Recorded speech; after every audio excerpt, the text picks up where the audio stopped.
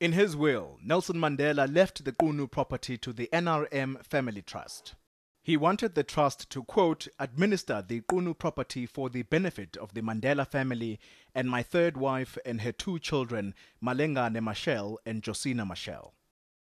The Qunu property should be used by my family in perpetuity in order to preserve the unity of the Mandela family.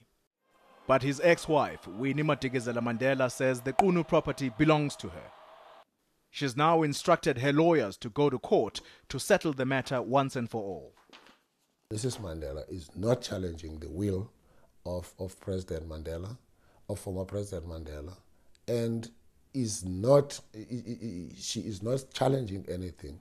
All what is being done is to assert customary rights, is to redefine the legal rights of women in this particular country.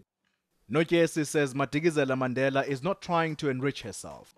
Rather, she wants to use this case and her high profile to assert the rights of women in similar circumstances. We seek to say to what extent are their rights, particularly in terms of the Constitution, are being protected. Particularly those women who were married under customary law or Christian law.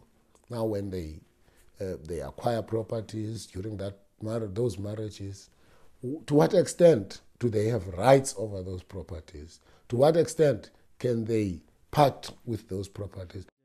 In August, Madikizela-Mandela wrote to the executors of her ex-husband's estate, saying she wants control of the Qunu property because she obtained it while Nelson Mandela was still in prison. But this has been disputed by Bantu Olomisa, a close friend of Madiba. Olomisa says Mandela himself acquired the Qunu site after his release from prison. Johannesburg.